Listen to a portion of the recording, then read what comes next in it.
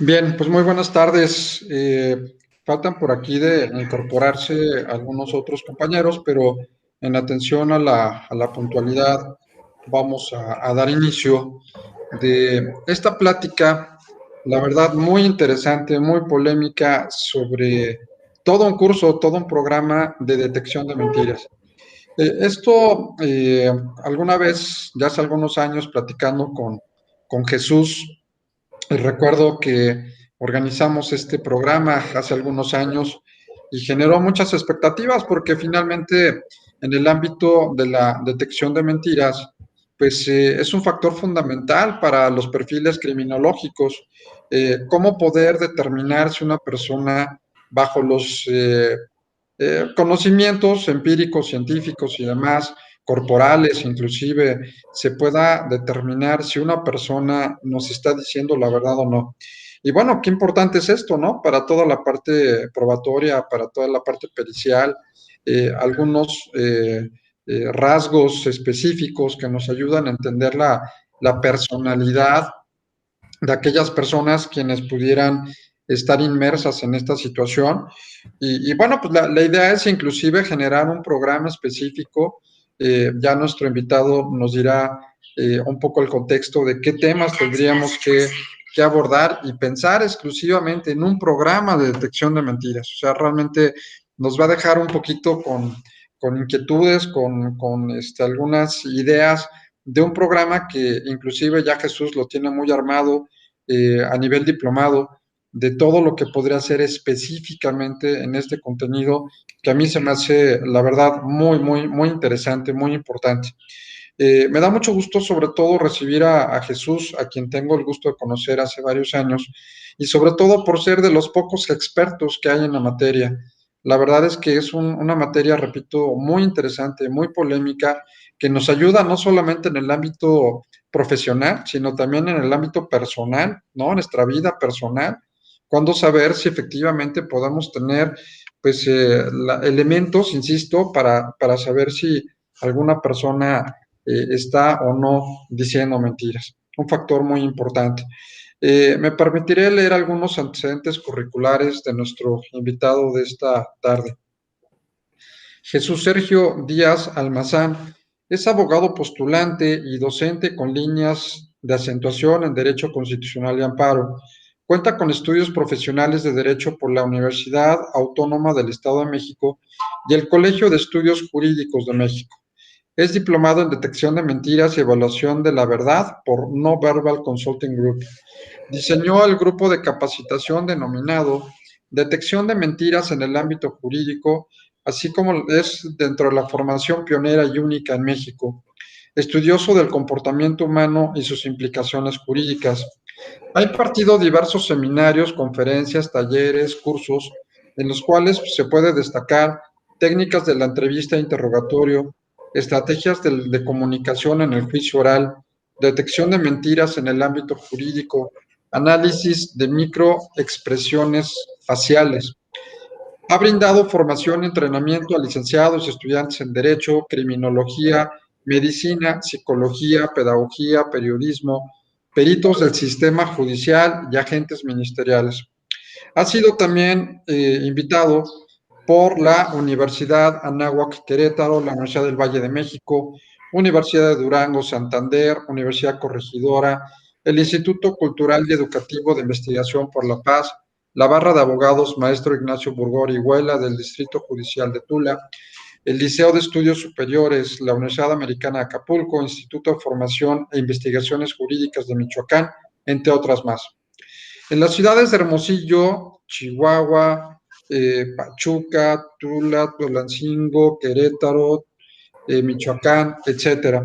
Además, es autor del libro titulado Comportamiento no verbal pericial en el contexto judicial mexicano, publicado por el prestigioso sello editorial de la Fundación Universitaria Española Behavior and Law, dirigida por el doctor Rafael López Pérez.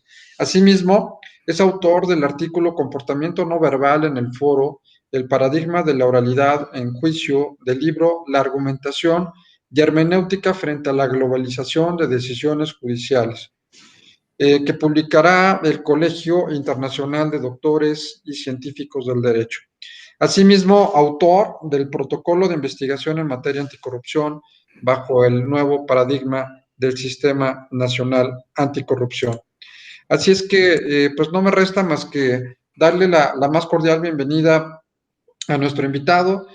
Agradecerte, Jesús, que nos apoyes en este programa que para nosotros es fundamental, es muy importante conocer esta herramienta, sobre todo dentro del ámbito de la criminología, que, pues bueno, es una herramienta fundamental que por el mismo contexto nos suena sumamente interesante. Así es que, pues bienvenido, muchísimas gracias y te cedemos el uso de la voz. Gracias. Adelante, por favor. Perfecto. Muchas gracias, doctor Sergio Orellano. Es todo un gusto siempre estar aquí con ustedes compartiendo un poco de de estos temas que son bastante interesantes, complicados incluso, y que, como lo comenta, hay la posibilidad de abrir un panorama más amplio del mismo.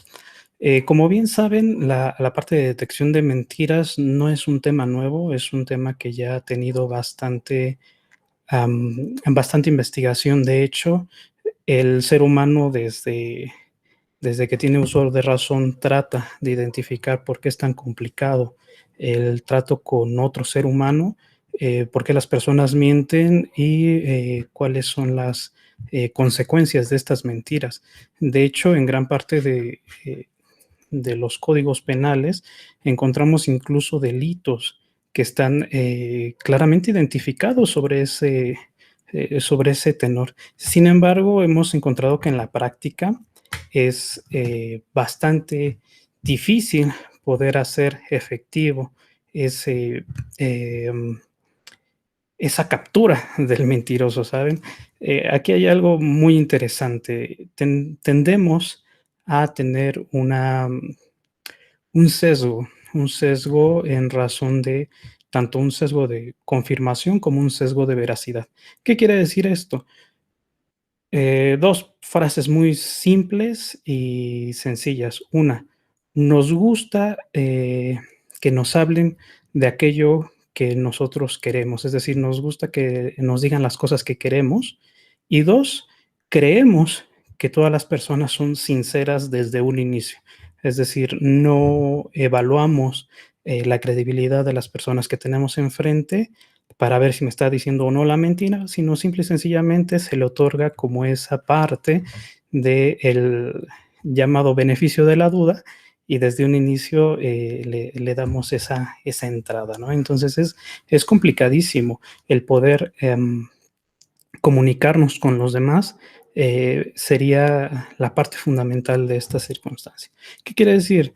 Es muy sencillo, no se inventa nada, no se está descubriendo el hilo negro de absolutamente nada, pero sí es importante poner los puntos sobre las íes en razón de poder tener algo más tangible, más sencillo, más práctico, alguna serie de estrategias que nos puedan ayudar para esta temática, ¿de acuerdo? Bueno. ¿Cuál va a ser la estructura de esta charla del día de hoy? Primero vamos a ver cuáles son en la parte de los antecedentes, ¿cierto? Vamos a revisar parte del sustento teórico. Vamos a ver cómo es que piensan los jueces, es decir, qué es lo que está pasando tras la mente del juez mientras está trabajando un asunto donde se requiere precisamente su juicio. Vamos a analizar algunos criterios de jurisprudencia eh, que ya se han propuesto, que ya están incluso en uso, para ver cómo es que esta parte del comportamiento y de la comunicación de la conducta humana permea ya incluso en nuestro propio sistema jurídico mexicano. En los últimos dos apartados vamos a ver la breve aplicación en lo que sería la investigación anticorrupción y, por supuesto, al final vamos a platicar un poquito de la propuesta de diplomado que se les pone a su consideración. Bien, ¿cómo nace esta temática?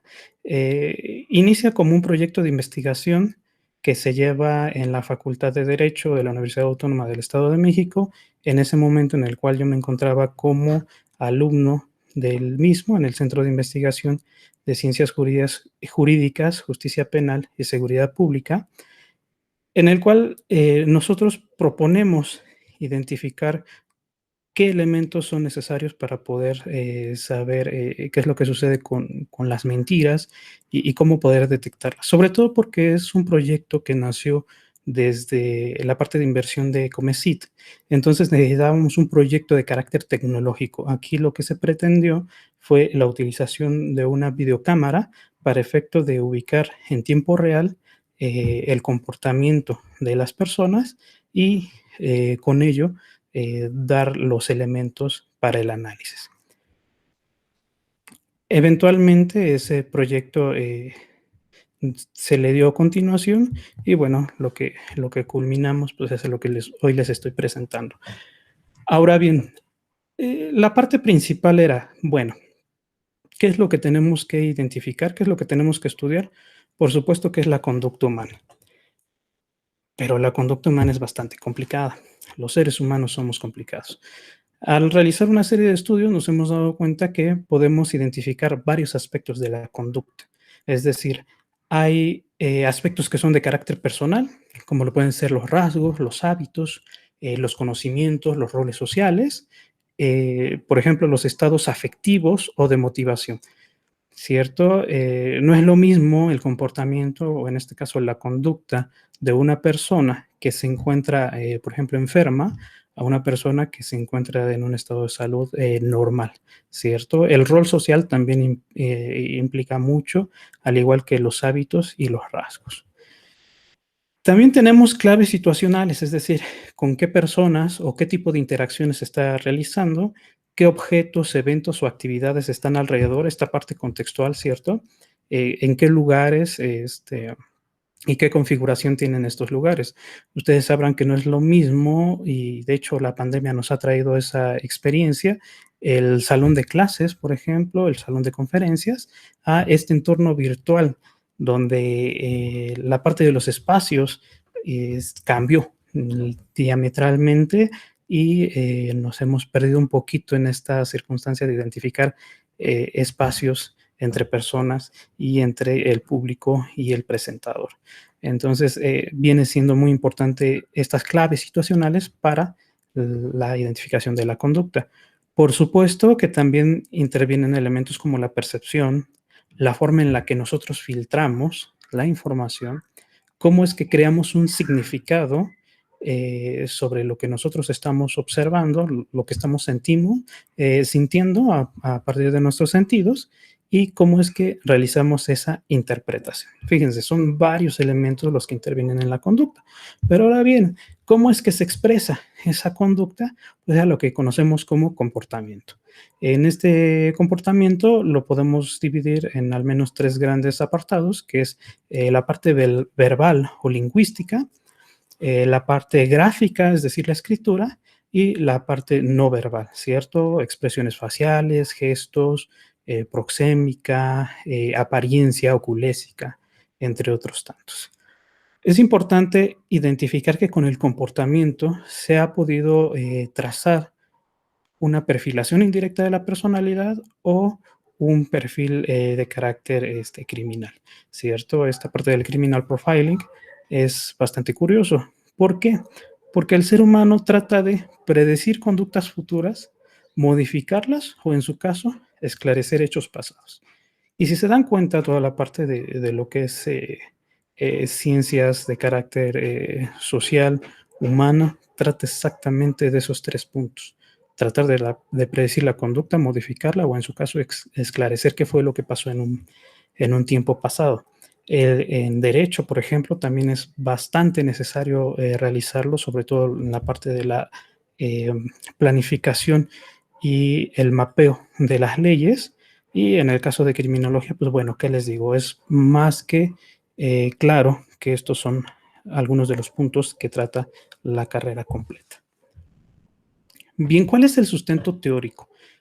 Principalmente hay tres elementos. Uno, la universalidad de las expresiones faciales de la emoción. Como podrán ver en la propia diapositiva, ahí les voy colocando las citas de carácter bibliográfico para que si alguno gusta buscarlas, estos son los autores y los años de las publicaciones a efecto de identificarlos. Si se dan cuenta, son bastantes publicaciones que tenemos al respecto sobre la universalidad de las expresiones faciales de la emoción. Ahora bien, vías motoras diferenciadas para los movimientos faciales controlados y automáticos y la existencia de núcleos temáticos, es decir, cognitivos asociados a la emoción. ¿Qué quiere decir esto? Punto número 1, expresiones faciales. No importa en estricto sentido si eres japonés, si eres español, si eres mexicano, las 7 expresiones faciales universales se van a presentar en la interacción que tú tienes con los demás. Como podemos ver en este cuadro, es muy claro identificarlo. Son personas de distintas características raciales y que en todas ellas se presenta de manera conjunta la expresión facial de la emoción. De las últimas revisiones a los estudios que se han realizado, hemos podido identificar que sí hay algunas diferencias de carácter cultural, sí, en tanto a la forma de la intensidad con la que se presenta una emoción, ¿cierto? ¿Qué quiere decir esto? Si es una cultura un poco más reservada, como el caso de la cultura japonesa, que tienden a controlar más sus emociones, pues bueno, el nivel o la intensidad con la que la demuestren va a ser menor al caso de lo que es Latinoamérica, ¿no? O sea, por ejemplo, todos nosotros podemos identificar muy claro, un latinoamericano es bastante expresivo con todo su cuerpo y con su rostro, por supuesto, ¿no? Entonces, pues bueno, esas serían algunas de las diferencias, pero existe esa universalidad. ¿Hay algún debate abierto? Sí, sí hay un debate, pero hasta el momento lo que hemos identificado es que está esta universalidad. 2, vías motoras diferenciadas para la parte del movimiento facial. ¿Qué quiere decir esto? Hay un sistema motor que produce las expresiones faciales que son espontáneas y hay uno que produce las que son voluntarias. Es decir, por más que una persona te diga que, bueno, yo puedo hacer un rostro de sorpresa, de ira, de miedo, sí, por supuesto. Tu rostro los puede producir en tanto tú pienses en esa expresión y la puedas desarrollar. Sin embargo, hay un sistema motor completamente distinto que va a trabajar toda esta parte de carácter inconsciente, ¿cierto? Es decir, por ejemplo, lo que es respiración, lo que es presión arterial y demás, son elementos que en automático están trabajando y no es tan necesario que nosotros los tengamos en cuenta de manera consciente para que estos trabajen, ¿cierto?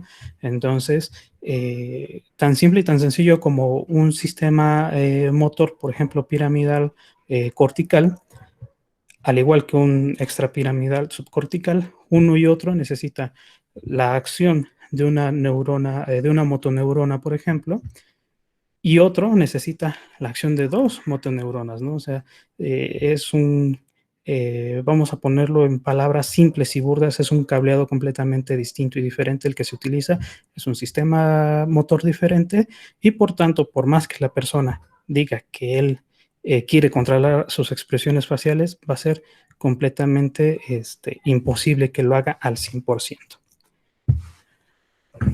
Ahora, los núcleos temáticos asociados a la emoción. ¿Esto qué quiere decir?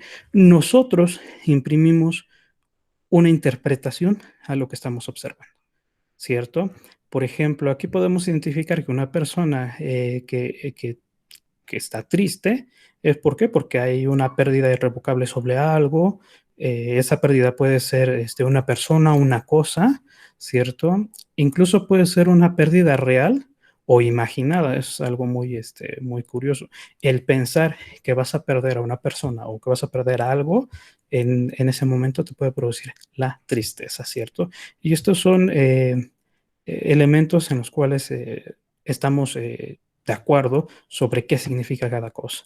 Por ejemplo, una persona que está iracunda, ¿cierto? Es normalmente porque hay una ofensa contra uno mismo, o sea, alguien me ofendió, o bien ofendió algo que es mío, ¿cierto? Entonces, fíjense ustedes, hay núcleos temáticos asociados, sabemos lo que significa cada emoción.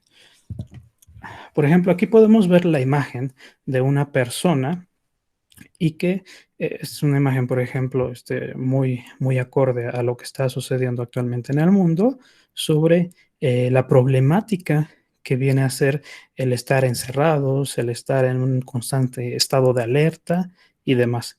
En el momento en el que usted está viendo esta imagen, sin meterle ningún texto, sin proponerle ningún contexto, ¿cierto? Sin decirle exactamente qué era lo que estaba pensando ni nada, usted puede identificar claramente una emoción de la misma y le puede dar una interpretación. Y eso es lo que trabaja estos elementos, ¿cierto? Esta es la parte nuclear. Ahora bien, ¿qué es lo que podemos hacer con toda esta información? Podemos realizar la inferencia de procesos psicológicos subyacentes, como lo puede ser la cognición, la motivación y la emoción. ¿Cierto? Es decir, qué emoción estaba presentando la persona, qué estaba sintiendo, qué fue lo que lo motivó a realizar determinado acto y qué era lo que estaba pensando en ese momento, ¿cierto? Obviamente son inferencias. ¿Qué quiere decir esto? Nosotros recopilamos datos y con esos datos trabajamos una inferencia de qué es lo que estamos observando en la persona, ¿de acuerdo? Ahora bien, ¿qué es lo que sucede en la cuestión de un juicio? ¿Cómo es que piensa el juez? Principalmente, por ejemplo, esta lámina que se propone en el libro, podemos identificar lo siguiente. Bueno, en el caso del juez, se presenta una posición de la mente frente a la verdad. La primera es la ignorancia, desconocer algo. ¿En qué momento el juez desconoce algo? Normalmente cuando se crea el conflicto, ¿de acuerdo? Cuando alguien asesina a una persona, cuando alguien tiene un accidente de tránsito, etcétera. En ese momento el juez desconoce completamente el asunto. Después, ¿qué es lo que viene? Bueno, viene una fase postulatoria donde las partes hacen la proposición, ¿cierto? De una solicitud de algo a su favor. Es decir, yo vengo a demandar a tal persona porque me provocó un daño, por ejemplo, un daño en mi auto, ¿cierto? En ese momento el juez, ¿qué es lo que recibe? Pues bueno, recibe dos partes de una misma historia. En ese momento lo que le genera al juez pues es una duda, ¿cierto? Que es la oscilación de la mente frente a la verdad. ¿Será que eh, que tenga razón la parte contraria? ¿Será que tenga razón la parte que está promoviendo? Eso lo vamos a identificar, ¿cierto? Después de esta fase postulatoria viene una audiencia. ¿Estamos? Ahora, en esa audiencia, el juez, bajo el principio de inmediación, tiene que estar presente en las audiencias. ¿Para qué?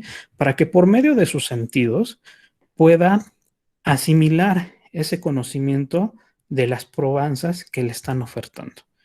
En ese momento, el juez, ¿qué es lo que hace? Pues bueno, genera una opinión, ¿cierto? Es decir, ya con ese cúmulo de elementos que se le están presentando, va generando y va gestando en su mente esa opinión sobre quién tiene la razón o no. Por último, la sentencia, que sería la materialización de la decisión del juez, viene a trabajar como esta parte de la certeza. Sí, es decir, el juez tiene plena certeza de que a través de la audiencia pudo identificar determinados elementos y asentir sobre la verdad de una manera segura. ¿Por qué? Porque ya se desahogaron las pruebas. Ahora bien, cuando esta sentencia es ejecutoriada, ¿qué quiere decir esto? Que una de dos, no fue combatida por algún recurso, o bien siendo combatida, se reiteró la misma, ya se convierte en esta parte como en elemento de evidencia, ¿cierto? Es decir, esta información ya se considera como verdadera sin ningún cambio aparente. Entonces, trabajando sobre esta parte de cómo es que la mente trabaja con la verdad que tiene enfrente, pues bueno, hemos podido identificar lo siguiente. Hay una realidad cognoscible por el juez. ¿Qué quiere decir esto? Las pruebas que tú le presentes al juez van a poder trabajar dos elementos, una verificación de carácter científica y una sobre la prueba de verosimilitud. Cuando hay pruebas físicas, cuando hay periciales, normalmente el juez va a tratar de decantarse sobre esa verificación científica. Sin embargo, ante la ausencia de pruebas físicas o de carácter pericial, va a tratar de probar la verosimilitud que tiene sobre el enunciado que le presenten. ¿Estamos de acuerdo? En este caso, la plausibilidad, la parte que sea creíble y que sea razonable de estos elementos. ¿Qué pruebas son sobre la prueba de verosimilitud? Pues bueno, tendríamos las declaraciones, las testimoniales, ¿cierto? Las confesionales.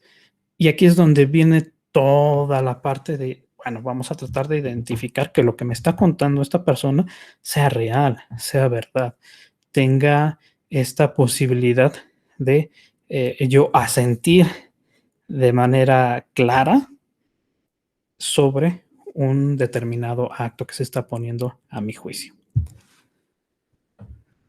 En una breve revisión de estudios científicos encontramos lo siguiente. Primero, en la toma de decisiones hay implicados procesos emocionales y racionales. ¿Qué quiere decir esto? El juez es casi imposible que pueda limitar o que pueda desenraizar la emoción de lo que está sintiendo a la hora que está en juicio. Y esto es bastante importante. ¿Por qué? Porque entonces el juez tiene que trabajar sobre la parte emocional, ¿cierto? Para evitar caer, por ejemplo, en lo que se conoce como contagio emocional. Y si yo estoy viendo una persona que está triste, pues invariablemente hay la posibilidad de que yo también esté triste, que me ponga triste. Y esto es muy claro. Las personas sobre la parte de empatía, ¿cierto? Podemos identificar qué es lo que siente el otro y sentirlo nosotros también. Eso es muy importante para la comunicación, por supuesto. Hemos identificado que la emoción de remordimiento, cuando se expresa en un juicio por parte de un acusado, eh, produce un incremento en la cuantía de indemnización y una reducción en los años de condena.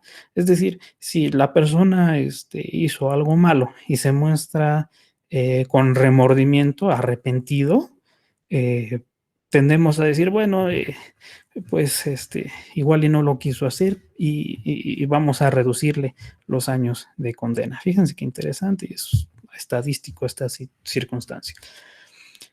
En el caso de la expresión emocional de la víctima, podemos identificar que tiene un efecto contundente sobre la credibilidad, ¿cierto? Y esto, pues trabaja sobre estos sesgos que les comentaba. Se ve afectada la credibilidad cuando la expresión emocional no es proporcionada o proporcional, perdón, a la severidad del delito. Y esto nos ha traído grandes problemáticas. La principal, las personas como operadores jurídicos que trabajan asuntos delicados, como lo puede ser violencia de género, violencia intrafamiliar, entre otras cosas. Cuando ellos observan a la persona que le está declarando o que está haciendo una denuncia sobre una violación, ¿cierto? O elementos similares y no lo observan llorar, desde ese momento su sesgo, ¿cierto? Dice, bueno, entonces es que no fue tan grave el asunto. Y eso es gravísimo.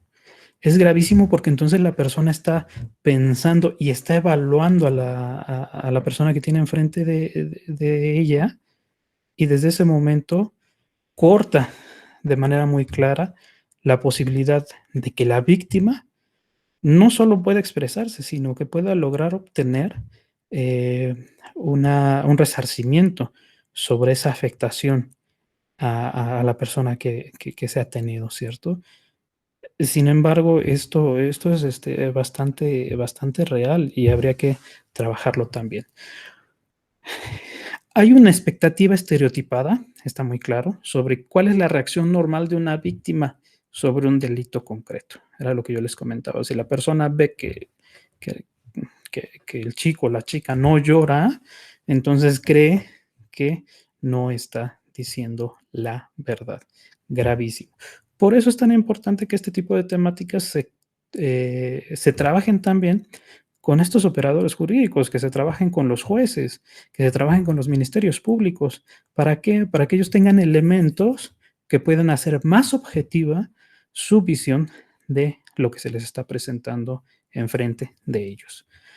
Por ejemplo, recuerdo un estudio donde se analiza cómo es que en el caso de Estados Unidos un juez puede determinar si una persona al inicio está sujeta a, a otorgar una cantidad de dinero para llevar su procedimiento normal o si es necesario encarcelarlo, ¿cierto? La gran parte de los jueces, y en un 56% aproximado, identifica que las personas, tanto con sus rasgos emocionales, su apariencia, su forma, y una parte, obviamente, sobre los antecedentes que se tienen, y trabaja con esos datos. Y esa información la trabajaron con inteligencia artificial, con una computadora, para ver qué tanto la inteligencia artificial iba a replicar las decisiones o no del juez. Y se dieron cuenta que aproximadamente el 46% de las decisiones del juez eran erróneas, es decir, dejaron a las personas que dieran una cantidad de dinero para poder trabajar su proceso fuera y no se presentaron a juicio. Entonces hay un error ahí interesante sobre esa parte. Sin embargo, cuando lo trasladan y lo trabajan con inteligencia artificial, el análisis de datos que hace la computadora, pues bueno, revierte completamente esa carga y coincidentemente dice que tales personas no debieron de haber dado solamente una cantidad de dinero, sino que debieron de haber sido encarceladas. ¿Qué quiere decir en palabras muy simples?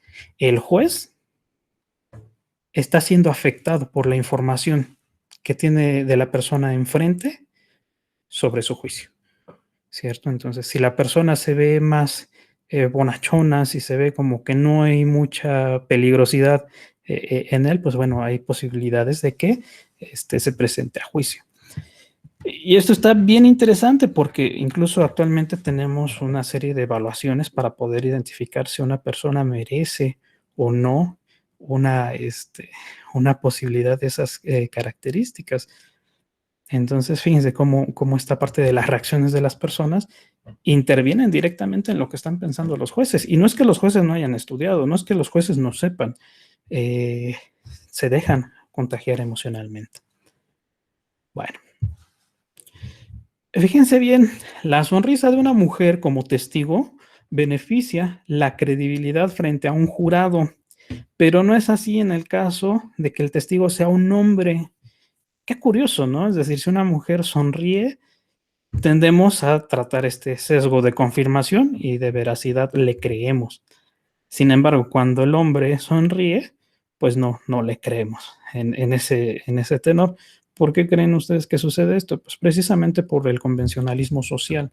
Es decir, el hombre normalmente sobre esta parte cultural se le dice que se inhiba emocionalmente, ¿no? Es decir, ustedes sabrán y podrán identificar la frase, ¿no? Los hombres no lloran, ¿no? Entonces, el que un hombre presente con mayor tenacidad una emoción hace que pensemos como que algo no anda bien. Bien, la parte jurisprudencial, bien sencillo. Fíjense ustedes, a la hora que trabajamos esta idea del comportamiento, de la parte de comportamiento no verbal, pues bueno, nos surgió la duda qué tanto la autoridad está tomando este tipo de conocimientos y nos hemos dado a la tarea de buscar un poco estas jurisprudencias. ¿Qué tiene de importante la jurisprudencia? Es que ya son varios asuntos que tienen resoluciones que son reiteradas, es decir, hay varios jueces que han estado diciendo lo mismo o varios tribunales que han estado diciendo lo mismo, y pues bueno, A grosso modo, la parte de una jurisprudencia sería eso, ¿no? Es decir, ya son casos que son reiterados y que hemos trabajado sobre la misma circunstancia. En este caso, ¿qué es lo que sucede? Pues bueno, en el caso de un testigo único, es, yo creo que es lo peor que puede pasar en cualquier caso, un testigo único. La declaración y este valor probatorio que se le puede dar, habría que analizar la parte de las condiciones subjetivas de credibilidad, ¿cierto? Y también concordarlas con las circunstancias y particularidades aportadas por los diversos medios de prueba. ¿Qué quiere decir esto? Que no solamente hay que ver qué es lo que dice el testigo, cómo lo dice, sino que también hay que confirmar con todo el bagaje de pruebas que tenemos al lado, ¿cierto? Es decir, si un testigo me está diciendo que acudió a un restaurante, por ejemplo, a X horas en tal fecha, debemos de tener nosotros elementos para poder confirmar esa circunstancia. ¿Qué elementos podrían ser? Cámaras o videocámaras,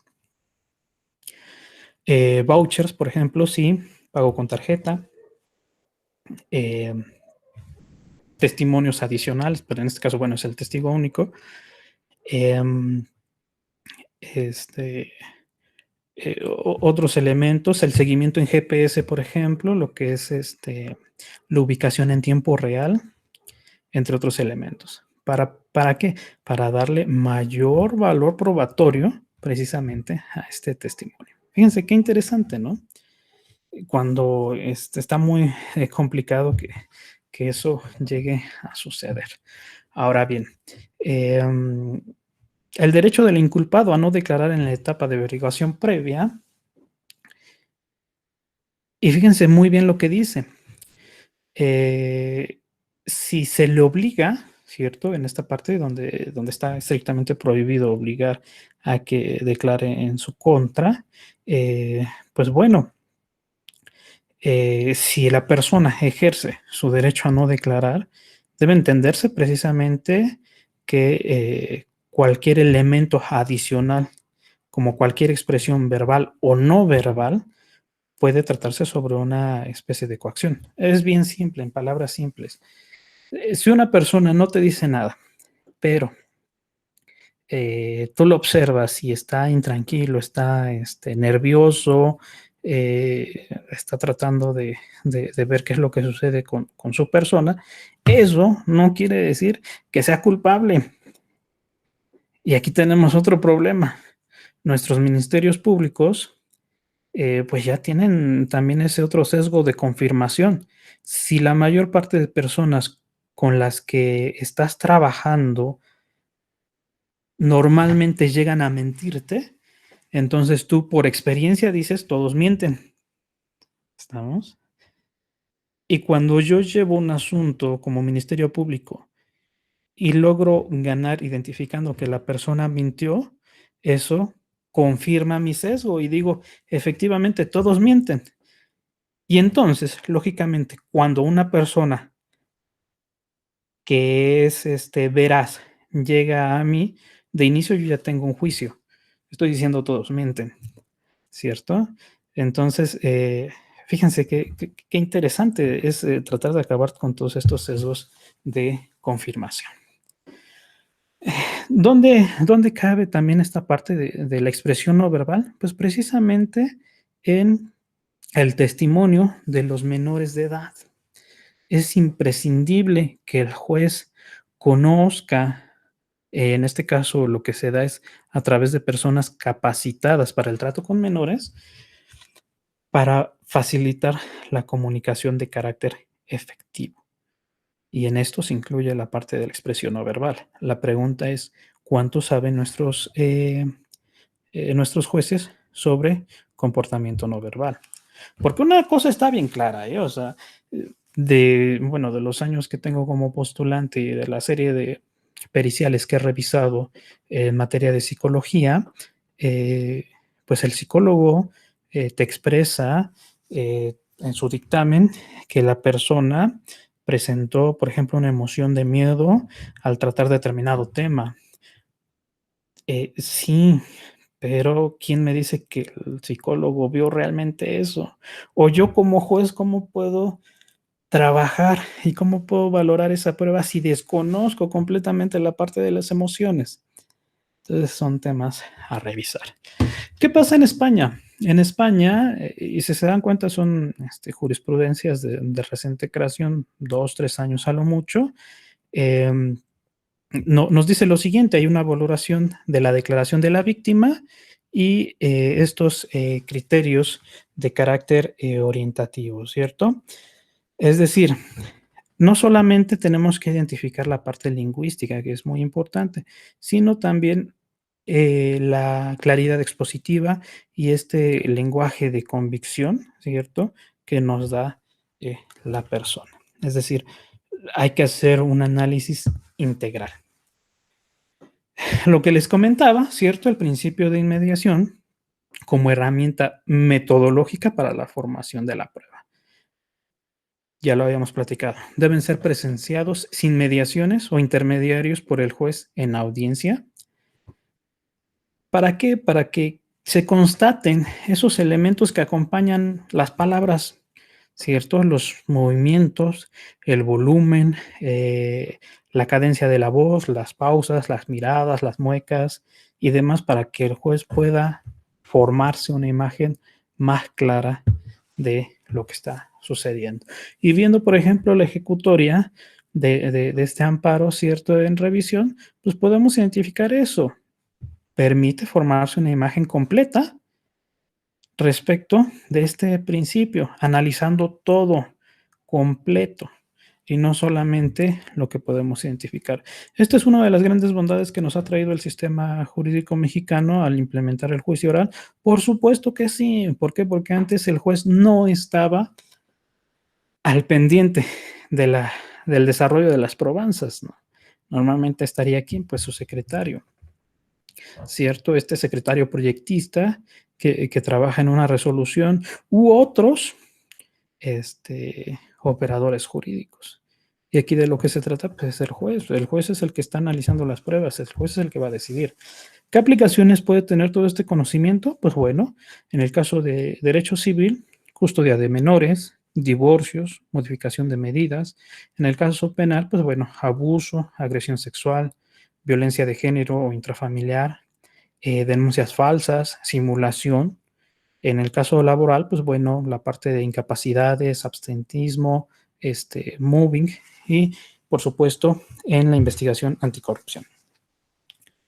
Si se dan cuenta, aquí ya hay una metodología creada con distintos protocolos y es estrictamente ubicada sobre corrupción. Esta parte de información que les voy a presentar son elementos que actualmente se está utilizando tanto Policía Nacional como Guardia Civil en el caso de España y algunos otros fuerzas de seguridad a lo largo del mundo. Y aquí, como lo vemos, hay una serie de pruebas científicamente diseñadas para demostrar el engaño con evidencia de carácter científica de esta utilidad y la aplicación práctica en determinados ámbitos, incluido el judicial.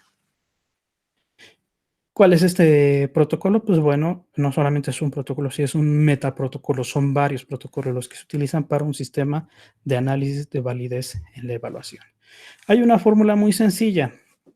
Tenemos elementos de entrevista y tenemos elementos de investigación. Vamos a observarlos. Hay que hacer una valoración tripartita, es decir, verificar verosimilitud, veracidad y, por supuesto, esta verificación. ¿A qué nos referimos con verosimilitud? Es decir, la coherencia interna que tiene lo que me está diciendo la persona, ¿cierto? La verosimilitud es aquello que tiene apariencia de verdadero. ¿Y cómo lo vamos a hacer? Precisamente con el contenido de ese mensaje, ¿cierto? Con la parte del análisis del contenido, evaluación de la validez de la declaración, control de realidad, entre otras herramientas que actualmente se cuentan. Es decir, vamos a analizar lo que nos están diciendo. Ahora, en la parte de veracidad, es decir, hay que identificar qué congruencia tiene su mensaje. ¿Cómo vamos a identificar esta congruencia? Haciendo el análisis del comportamiento tanto verbal como no verbal Y en este sentido estricto, identificar si lo que ellos me están presentando y me están diciendo coincide con lo que su cuerpo expresa. La verificación, la coherencia externa, lo que ya decíamos, pues bueno, hay que hacer el contraste de la información que nos está dando una declaración y los elementos objetivos y subjetivos del contexto, es decir, la incorporación de datos y hechos que sean verificables. Es decir, un testimonio siempre debe tener al lado elementos que puedan hacer verificable algo. ¿Por qué creen ustedes que incluso la introducción de pruebas en materia penal, como lo son documentos, tiene que ser a través de un testigo? Precisamente por eso, porque el testigo le da ese empujoncito siguiente a ese dato que es verificable o un documento. Entonces tenemos que hacer esa identificación y entrelazarlos para poder darle mayor coherencia externa.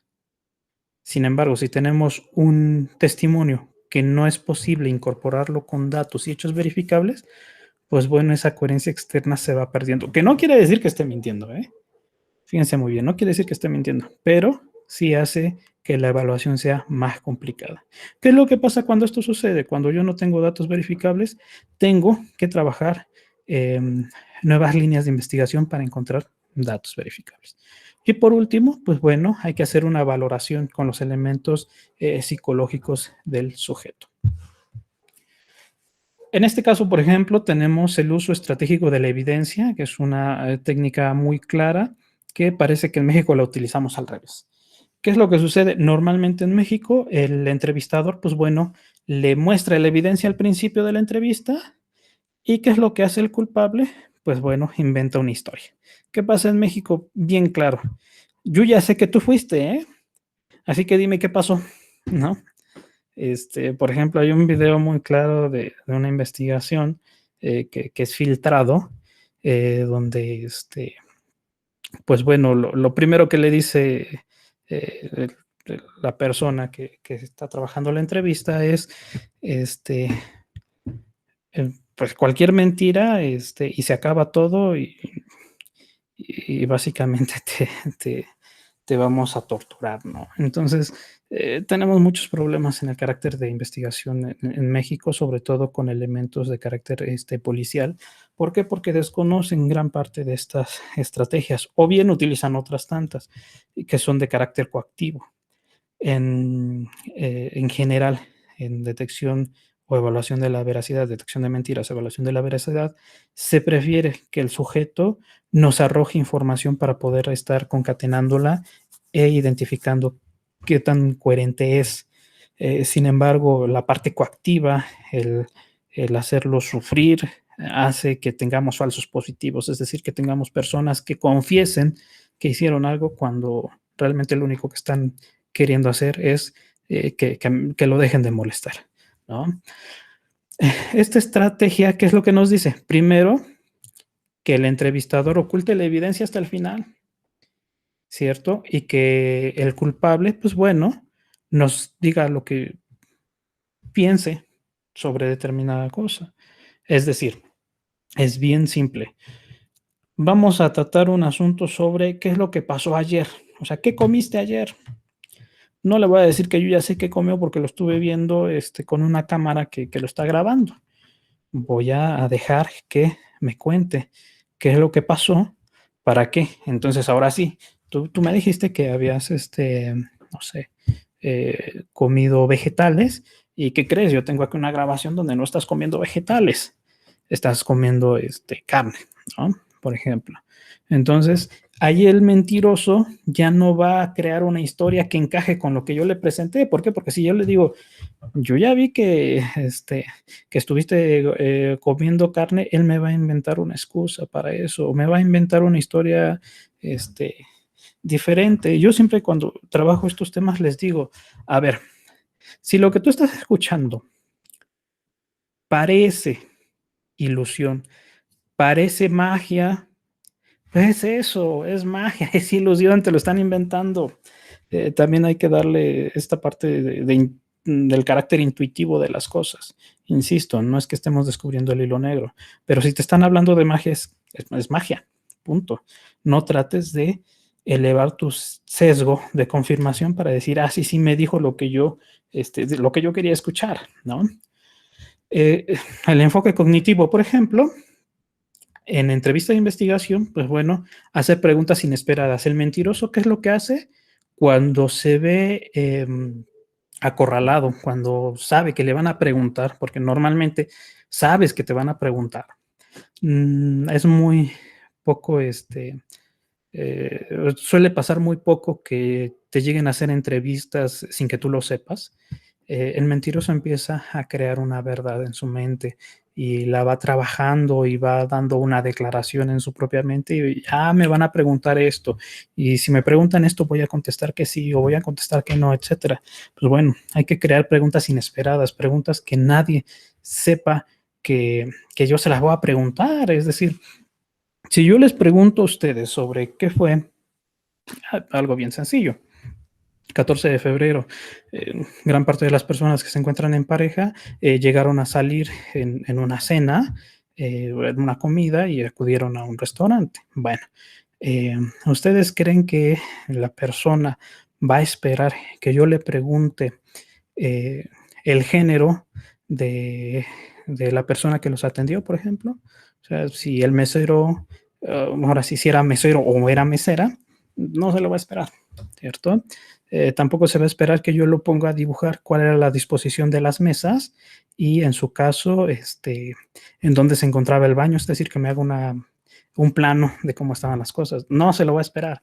A eso se refiere con estas preguntas inesperadas, trabajar elementos que la persona no espere que yo le pregunte. ¿Por qué? Porque si lo espera, va a crear información. Hay que alentar a los entrevistados a dar más información, mucha más información. Mientras más información tengamos, va a ser mejor para nosotros. ¿Por qué? Porque vamos a poder verificarla o no con los elementos objetivos que tenemos al lado. Y, por ejemplo, la carga cognitiva inducida es trabajar sobre un elemento distinto. ¿Qué es lo que hace el mentiroso? Cuando está creando cuando está creando una mentira, pues bueno, su cerebro comienza a trabajar en la historia que va a presentarles.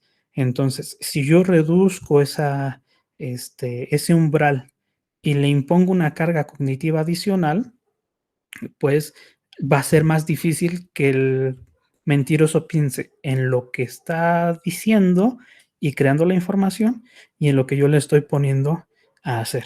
Por ejemplo, algo bien interesante es mientras la persona te está contando sobre algo en específico, volvemos al ejemplo del restaurante, pues bueno, pones y plantas ahí un pizarrón y es tan sencillo como mientras tú me vas diciendo tu declaración, mientras tú me estás explicando cómo es que llegaste al restaurante, te pido por favor que en ese pizarrón vayas dibujando el plano de lo que tú recuerdes del restaurante.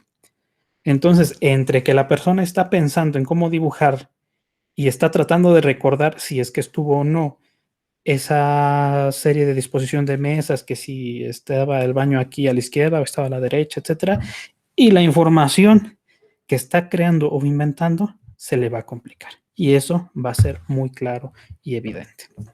Bien, ¿qué otro protocolo tenemos? La matriz de análisis de comportamiento no verbal, ¿cierto? Para que poder inferir motivación, cognición y emoción. Aquí obtenemos datos como el que tenemos ahí enfrente, ese movimiento de cabeza, ¿cierto? Realizamos inferencias con todos esos datos, ubicamos una serie de hipótesis y creamos propuestas de intervención. Si se dan cuenta, esta fue una entrevista muy sencilla. No hay ninguna pregunta o no es una serie de preguntas, simple y sencillamente fue una sola pregunta. Y la persona en este caso nos estaba contando algo en específico. En este caso específico es sobre un evento de tristeza en su vida.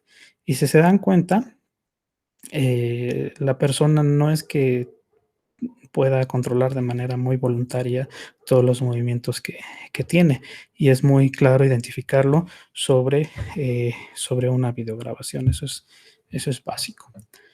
¿Qué otro protocolo tenemos? Pues bueno, en el análisis de la expresión facial de la emoción, donde podemos establecer escenarios de posible veracidad. Como pueden ver ustedes em, en la animación que tenemos del lado izquierdo de la pantalla, ahí hay un software que actualmente en tiempo real está identificando las expresiones faciales que está realizando esta persona, ¿cierto? Entonces, imaginen ustedes tener este software mientras están realizando la intervención en una entrevista o incluso en un interrogatorio. Sería bastante interesante trabajar ese tipo de información, insisto. Mientras el juez tenga más datos y más información sobre algo en específico, va a ser más clara y va a ser más evidente la forma en que pueda dar un juicio sobre lo que se le está poniendo a consideración a que si tiene menos datos. Recuerden, mientras menos datos se va a decantar sobre qué, sobre lo que es plausible, lo que parece creíble, lo que su experiencia le dice. Pero ya hablamos un poquito de la experiencia que tiene el juez y no es del todo muy clara. Tenemos grandes problemas con la experiencia de los jueces.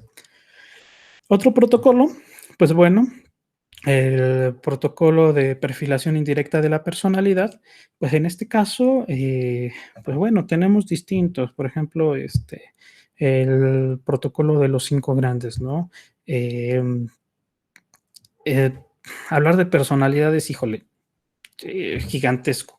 Hay distintas teorías de la personalidad y hay grandes aportes. Hay quien nos dividen en al menos 2 o 4 elementos para identificar la personalidad. El 5, en este caso, Exaco, por ejemplo, trabaja 6 elementos: introversión, extraversión, emocionalidad, racionalidad, entre otros, para poder tratar de encasillar la conducta y saber qué es lo que nos está dando, ¿cierto?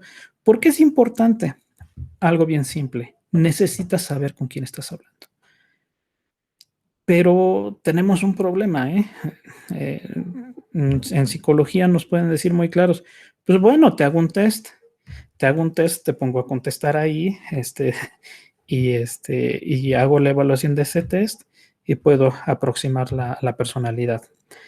Sí, pero yo estoy en campo, ¿no? O sea, yo estoy aquí, con la persona está enfrente de mí, me está dando una declaración. ¿Cómo puedo yo tener una herramienta que sea lo más aproximado posible a eso? Porque no es que yo al mentiroso le pueda decir, a ver, ok, ya me dijiste esto, vamos a tratar de evaluar y ahora contéstame este test, ¿no?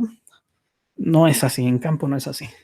Entonces tenemos que enseñarles que, pues bueno, tratar de definir estos rasgos de personalidad lo más acercados posible. ¿Para qué? Para que puedas diseñar tu propio interrogatorio o tu entrevista de la mejor manera. Muchos problemas tenemos a la hora que investigamos entrevista en tratar de identificar algo bien claro. A veces el propio entrevistador produce que las personas no quieran dar información porque se sienten amenazadas o porque el entrevistador no sabe comunicarse, no sabe expresarse. Entonces, esta parte de identificar cómo es la personalidad, pues puedo trabajarla. ¿Para qué? Para que si yo estoy enfrente de una persona que yo ya identifiqué que es más bien racional e introvertido, pues le puedo hablar perfectamente de números. Le puedo decir, usted del 1 al 10, ¿cómo califica determinada circunstancia? Sin embargo, si me estoy dando cuenta que la persona es extrovertida y que es más bien emocional, si yo le hablo de números, se va a aburrir, no me va a hacer caso, va a dirigir su atención hacia otro lado. Fíjense qué interesante, ¿no? O sea, tengo que identificar con quién estoy hablando. Bueno, la unión de todo esto, ¿qué es lo que nos da? Primero, tenemos un supuesto de hecho, hay algo que pasó.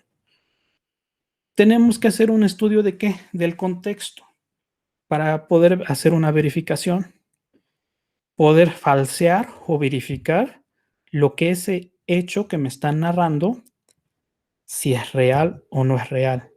Y en su caso, si con lo que ellos me dijeron, necesito yo ampliar la información y el tipo de fuentes de información que tengo. Una vez que ya definí que sí, está muy claro que el suceso, el hecho pasó, pues bueno, voy a el estudio del contenido, esta verosimilitud. Y aquí se tienen que adaptar criterios, ¿eh? Es decir, todas estas herramientas no es que sea como un checklist donde tú puedas, pues, como en una lista, decir sí, este no, y ya con eso trabajar. No, hay que adaptar criterios. Gran parte, por ejemplo, de la investigación que hay sobre entrevista cognitiva está en inglés. ¿Qué quiere decir eso? Que gran parte de los experimentos a nivel científico se realizan con una población que no es mexicana. Entonces, ¿qué tenemos que hacer? Adaptar criterios. ¿Qué tenemos que hacer también? Pues bueno, llevar estas investigaciones a este terreno, al terreno mexicano, reproducirlas y ver si encontramos lo mismo o si encontramos algo diferente. Ya que vimos el contenido, si es apariencia, ¿no? de verdadero, pues hay que estudiar la congruencia, es decir, esta veracidad. Y aquí vienen los protocolos que les acabo de decir. El protocolo de expresión facial de la emoción, el protocolo de comportamiento no verbal, la perfilación indirecta de la personalidad y otros tantos anexos. Son varios protocolos. Una vez que ya tenemos todo este estudio, podemos dar una conclusión muy clara. Bien, ¿cuál es la actualidad de lo que es el comportamiento no verbal en México? Se han realizado investigaciones relevantes en los últimos años. Los jueces aceptan que es un conocimiento que les resulta importante y necesario, sin embargo, hasta el momento no han accedido a desahogar una prueba pericial de esta naturaleza. Quiero decirle yo que en caso de España ya se han desarrollado pruebas periciales, ya se han presentado en juicio, ya han dictaminado respecto a estas y ha tenido una gran aceptación. Los jueces han dicho que les ha abierto un nuevo panorama de información y eso es precisamente lo que se busca. En el caso de México, pues bueno, he tenido noticia de que sí hay una que otra que está siendo valorada y demás, pero no ha sido, no ha tenido el gran impacto. Por ejemplo, en el caso de investigación, tenemos el estudio cognitivo de la mentira humana, en específico en el caso de México, por parte de los investigadores. Por ejemplo, la doctora Claudia, ¿cierto? Y la doctora Guadalupe, grandes investigadores al respecto y compañeras también de este tipo de temáticas. Se han hecho esfuerzos sobre capacitación en la administración de justicia, pero es insuficiente. Si tú te pones a hablar con jueces o con operadores jurídicos, si les presentan algo de comportamiento no verbal, a lo mejor es un curso, 10, 5 horas, 30 a lo mucho, pero no tienen tanta posibilidad de tener, por ejemplo, un diplomado, o a lo mejor una certificación o algo por el estilo, para tener esa información.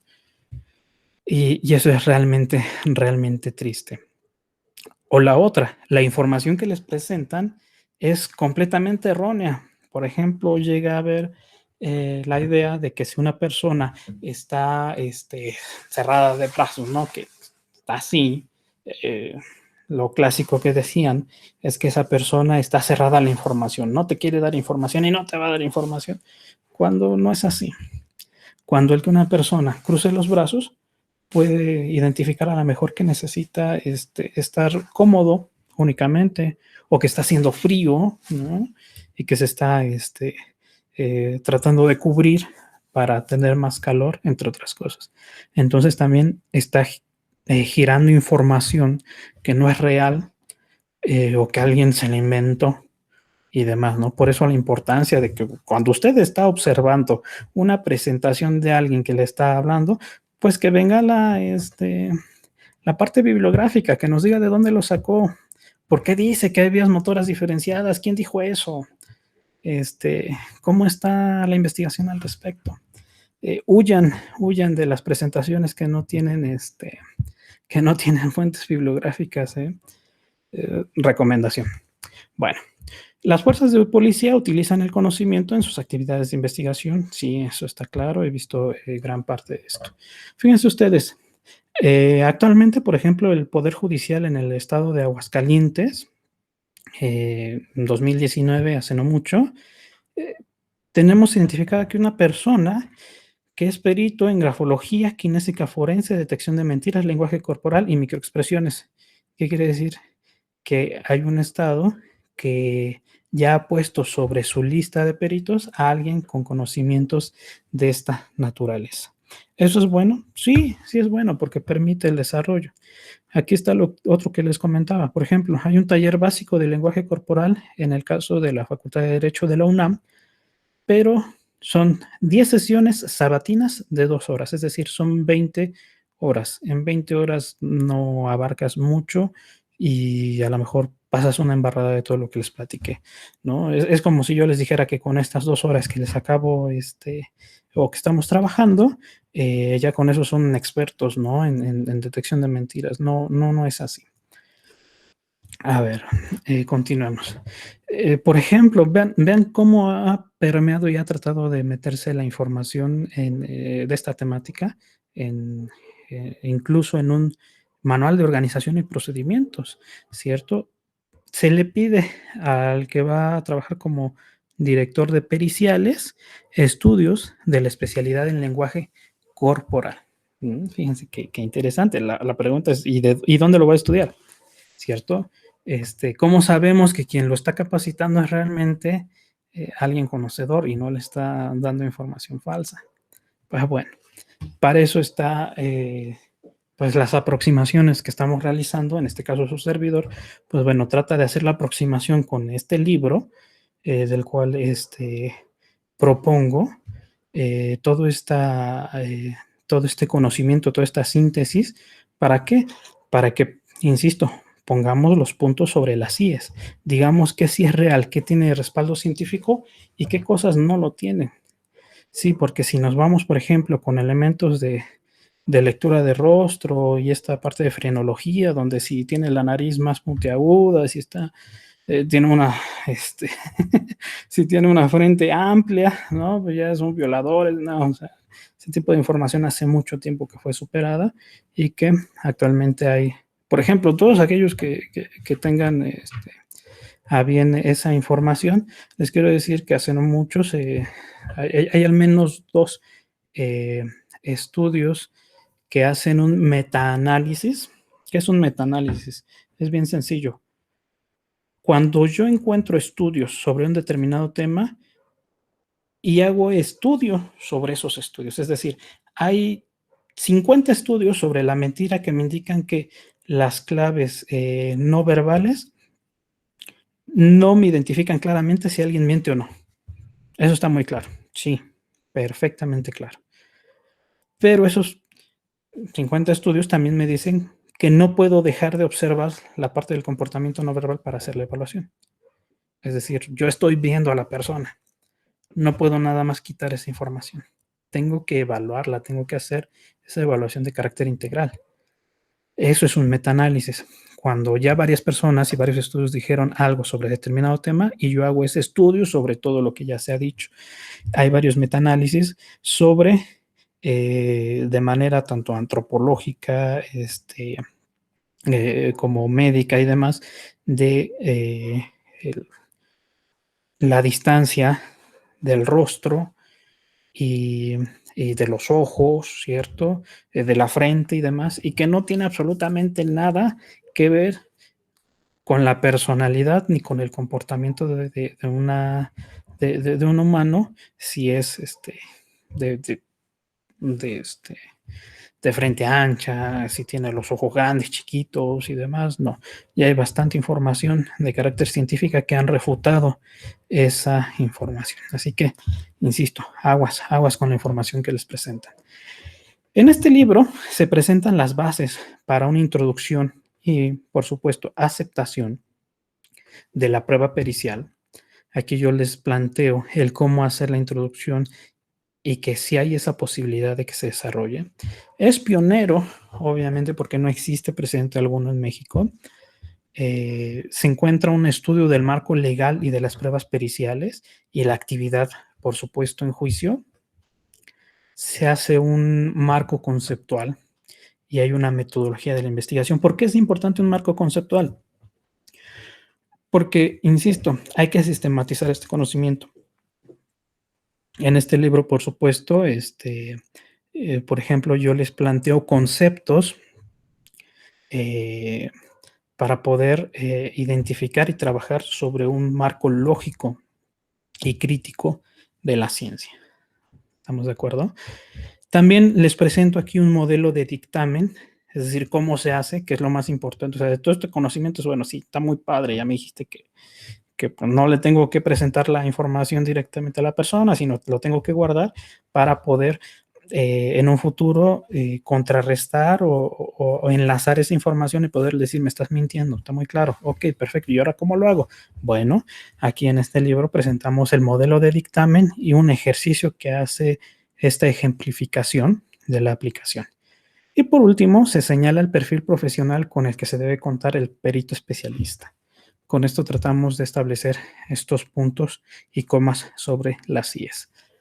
Parte de un modelo teórico de gran aceptación y se proyecta precisamente como una guía para el desarrollo de la pericia. Por lo tanto, es un libro de consulta tanto teórica como manual de aplicación. Ahora bien, vamos a la parte final. ¿Cuál es la estructura del diplomado? ¿Qué es lo que yo les propongo para ir aprendiendo sobre esta temática? Primero, pues bueno, hablar sobre las formas fundamentales de la mentira, es decir, estos elementos para trabajar e identificar. Primero tenemos que saber qué es lo que estamos buscando, ¿cierto? Hay bastante información sobre mentira, sí, hay que trabajarla toda. Es interesante y es necesario que ustedes la conozcan porque si no, no van a saber qué es lo que están buscando. Dos, trabajar expresiones faciales de la emoción, darle a ustedes los elementos y las herramientas necesarias para que puedan ubicar de manera objetiva la expresión facial. Por ejemplo, algo bien interesante en el caso de México, es muy común que el mexicano no sepa diferenciar de manera correcta la emoción de ira y de desprecio y miedo, ¿no? O sea, ira y miedo lo confunden.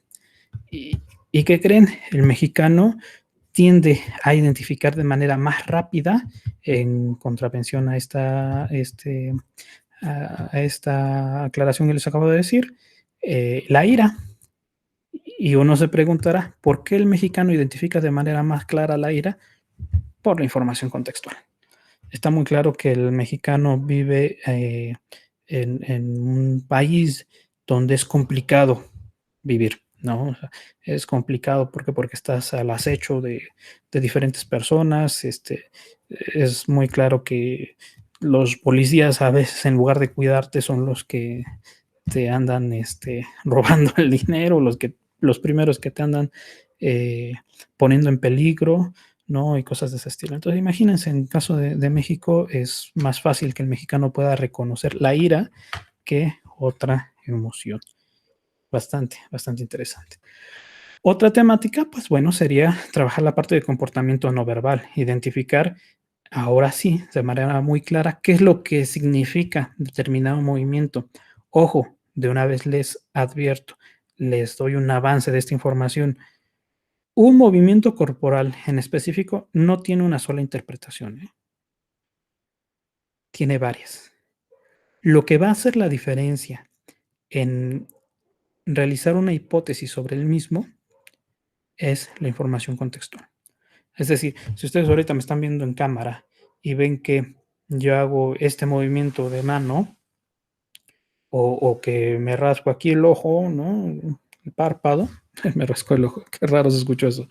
Ustedes disculpen. Esta parte del párpado no quiere decir absolutamente nada sin información contextual. Entonces también huyan de estas personas que les dicen, Nada más hizo un movimiento con la cabeza y significa tal. No. Por eso es importante conocer la parte de comportamiento no verbal para identificar qué información es la que nos está arrojando. En otro módulo habría que observar la parte de memoria y falsos recuerdos. Hay que observar cómo es que trabaja nuestra memoria. Nuestra memoria no es como un video que puedo yo adelantar y atrasar cuantas veces yo quiera y me va a mostrar exactamente la misma información. No, la memoria va perdiendo detalles, incluso va creando detalles con la información que tiene al lado. Si usted le preguntan qué pasó, volvemos al 14 de febrero, ¿qué pasó el 14 de febrero? Ahorita va a dar una información. Si se lo pregunto mañana o pasado, la información va a empezar a variar y va a tener sesgos, se va a partir, ya no va a ser la misma información. Por eso es importantísimo que testimonios y declaraciones se presenten lo más cercano al hecho. ¿Para qué? Para que el sujeto no lo contamine, para que su memoria no vaya siendo, no vaya a estar minada con información adicional. ¿Qué es lo que sucede en México? Pues estamos muy mal porque tenemos testimonios rendidos en juicio de un asunto que pasó hace 2 años, que pasó hace 5, y eso es problemático y es muy grave. ¿Por qué? Porque la memoria, insisto, no es como un video que adelantas y atrasas a tu voluntad.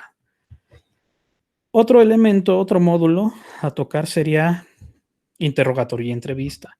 Hay que saber cómo entrevistar, hay que darles esas herramientas para que permitan que la persona se exprese, puedan expresarse de manera correcta con la persona y en pocas palabras que se entiendan, ¿cierto?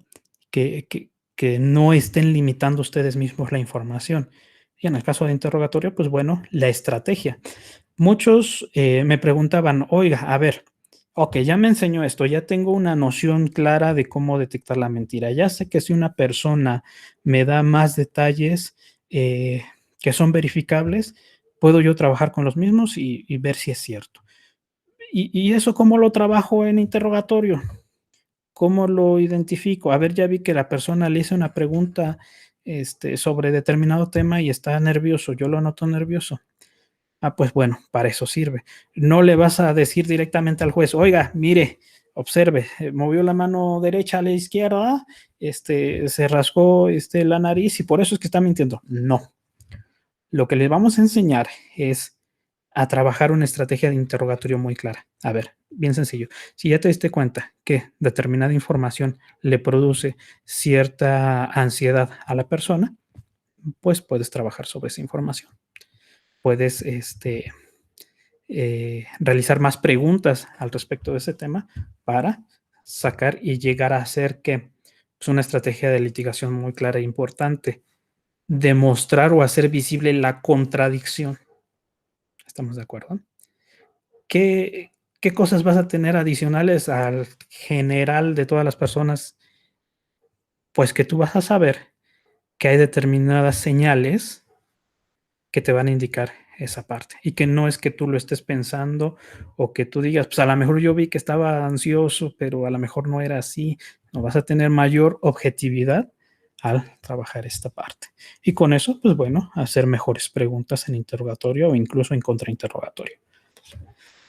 En una última instancia, les vamos a poder enseñar cómo realizar esta pericial en comportamiento no verbal y, por supuesto, en el último módulo sería la presentación del metaprotocolo SAFE, ¿no? Esta evaluación de la credibilidad. Como pudieron ustedes observar, por ejemplo, en el caso de investigación anticorrupción, ¿sirve mucho? Pues sí, por supuesto. Hay algo bien claro. En anticorrupción, a nivel administrativo, tenemos un grave problema. El operador jurídico en derecho administrativo estaba poco ávido o poco habilitado para, para entrevistar. Es más sencillo o era más usual que el sujeto solicitara vía escrito información de un determinado hecho y que las personas mediante un oficio te dijeran, ah, pues pasó esto. Pero ¿qué sucede? Ahora el sistema anticorrupción te solicita precisamente que haya una investigación atrás, ¿cierto? O sea, que antes de llegar a la sustanciación, antes de llegar a identificar las probanzas y demás, necesitas que el sujeto que está como autoridad investigadora, pues realice eso, una investigación. ¿Y cómo lo voy a hacer? ¿No? Si el gran cúmulo de personas que se encontraban en contralorías internas, pues saben poco o nada de investigación. Voy de acuerdo, anticorrupción a nivel penal llevan una ventaja, por supuesto, llevan toda la vida realizando investigación de campo. Pero en el caso de la materia administrativa, pues vamos iniciando. Entonces, ¿cómo sirve esto a nivel de anticorrupción en materia administrativa para las faltas administrativas? Pues enseñarle precisamente a estos operadores jurídicos qué estrategias pueden tener para realizar entrevistas y demás. Porque es bien sencillo. A ver, te llega una persona que te hace una denuncia o presenta una queja por acoso sexual. Llega al operador jurídico y ahora, ¿cómo le hago? O sea, ¿qué le pregunto? ¿Le puedo preguntar? Es acoso sexual. Normalmente ahí estas circunstancias se cometen en ausencia de testigos. O sea, testimonios adicionales no voy a tener. Voy a tener enfrentar la declaración en la denuncia de la víctima y probablemente la declaración del acusado. ¿Y qué es lo que va a pasar? Pues normalmente van a estar contrapuestas. ¿Qué otra cosa puedo investigar? ¿De dónde saco más información? Pues bueno, este metaprotocolo te da una idea de qué líneas de investigación utilizar y hacia dónde dirigir la mira para trabajar la información. Pues bueno, hasta aquí les dejo esta parte. Traté de apurarme lo más pronto posible para precisamente aperturar mínimo una media hora para preguntas y respuestas. Si tienen algo que preguntar, pues bueno, les puedo contestar, o a lo mejor les amplío más la duda que pueda surgir. Y pues bueno, nada, aquí está mi nombre, aquí están mis datos de contacto, el teléfono y el correo para lo que tengan consideración. Y bueno, paso la voz de nuevo al doctor Sergio para estos efectos y estoy atento sobre esta situación. Muchas gracias por su atención y seguimos platicando. Muchísimas gracias, Jesús. Creo que una situación muy, muy interesante, que nos hiciste un panorama y sobre todo yo creo que generaste la necesidad de adentrarnos más en este tema que, como mencionaba al inicio, no solamente es para una cuestión de carácter netamente profesional, sino para efectos de la vida personal y toma de decisiones y bueno, pues en la materia pericial, ¿qué se puede decir, no? Finalmente, al convertirse en perito y al analizar pues la veracidad de esta información para buscar una verdad legal, que finalmente en los procesos jurisdiccionales se busca una verdad legal y no siempre se logra el objetivo si no tenemos buenas bases de estas estrategias periciales. Hacemos entonces esta etapa de preguntas. Maestra Briz, por favor, adelante. Antes que nada, muchísimas gracias, licenciado. Súper interesante su charla y muy sorpresiva, pero no sabía que esto existía. Enhorabuena y que vaya adelante todo este proceso. No podemos hablar de la detección de mentiras sin hablar del detector de mentiras, entonces me encantaría que por favor nos diera su opinión. ¿El detector de mentiras servía, sirve, ya no, por qué, etcétera? Brevemente, si es tan gentil. Gracias. Claro, sí, gracias. Bueno, a ese respecto hay varios puntos que poner en claro. El detector de mentiras, en estricto sentido, no detecta mentiras, ¿cierto? Que es un polígrafo. El polígrafo tiene la facilidad de mostrarte en diferentes gráficas elementos como, por ejemplo, la conductividad en lo que son las yemas de las manos, la conductividad eléctrica, la presión arterial, esta parte de la respiración, entre otras cosas. ¿Qué es lo que te está diciendo el polígrafo? Únicamente te está dando en tiempo real información de distintas bases que te están diciendo si la persona está, por ejemplo, sudando, si hay control de esfínteres, por ejemplo, las almohadillas que tienen donde te sientan y demás, está identificando esos movimientos sobre el control de esfínteres, entre otras cosas. Insisto, por eso se llama polígrafo, porque son muchas gráficas que te muestran esa información, pero es todo. Es decir, es todo lo que te presenta el polígrafo. ¿Qué es lo que hace el analista, el entrevistador con esta información? Pues bueno, tratar de darle una interpretación y trabajar sobre esta información. Por eso es muy común que en la entrevista con polígrafo pues se reiteren preguntas, se hagan, por ejemplo, preguntas base para identificar cómo es tu respuesta con estas distintas gráficas en información básica, información de cuál es tu nombre, información que no tiene nada grave y lo tratan de identificar con la información, con preguntas como por ejemplo de si usted se droga, si usted ha cometido algún delito, entre otras cosas. Digo, de manera muy, a muy grosso modo, esa es la información que te arroja el polígrafo. ¿Sirve? ¿No sirve? Bien, al final del día, ¿es información que te pudiera servir? Sí. No es información que te haga poder determinar de manera tajante esta persona miente o no.